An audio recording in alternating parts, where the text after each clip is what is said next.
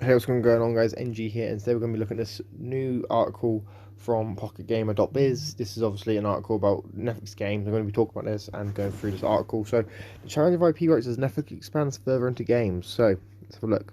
So, there's an interview with a guy called Eric Rook from Marks and Clerk Associates, which is obviously a law firm. Let's have a look.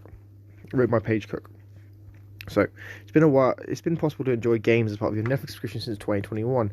Yeah, only on mobile go. So obviously, if you don't know, this is a channel that talks about Netflix games.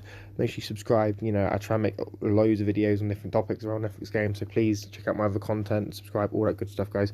But and with more users looking to fill all the content needs in one place, Netflix Games is making use of its popular IPs by having them cross over into the world of games with the likes of Queen's Gambit title and Love Is Blind.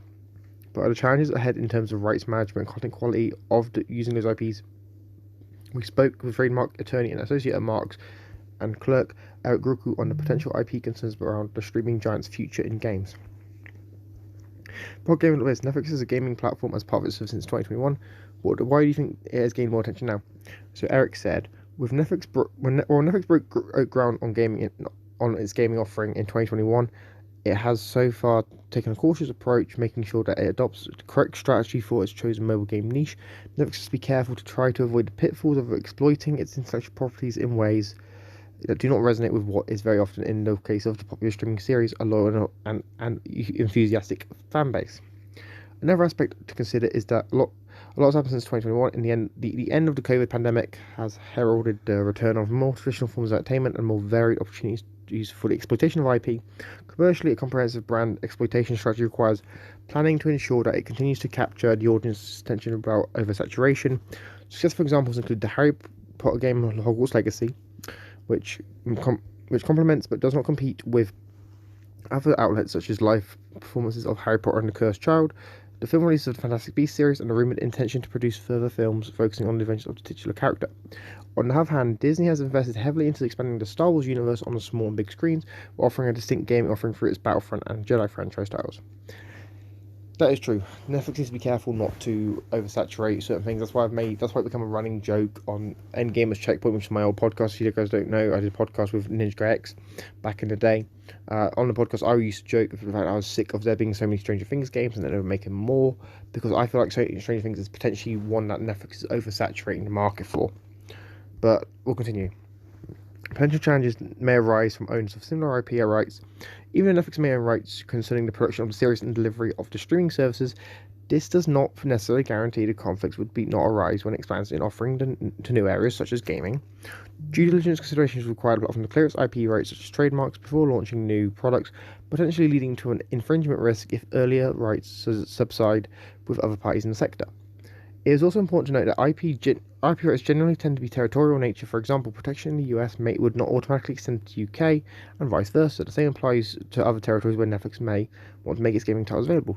Generally, game developers will want to make their products available globally, and even though Netflix is likely to only deliver its games through its streaming platform, they will still need to consider potential conflicting rights on a country-by-country basis.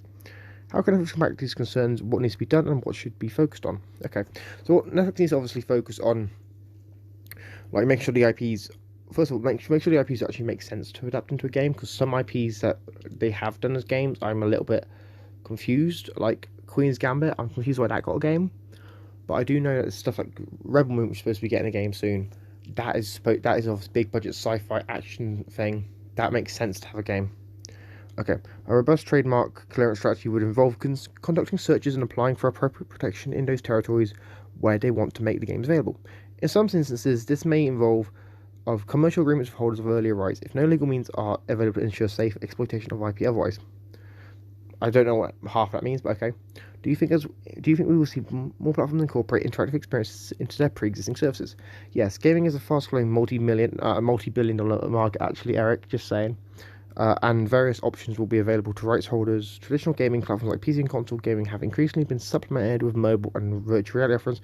Not really that true on virtual reality. Not many people really talk about virtual reality compared to mobile, but it's still a market, I suppose. At the same time, consumers are increasingly attracted to one-stop shop offerings where a single subscription can cater to their different entertainment needs.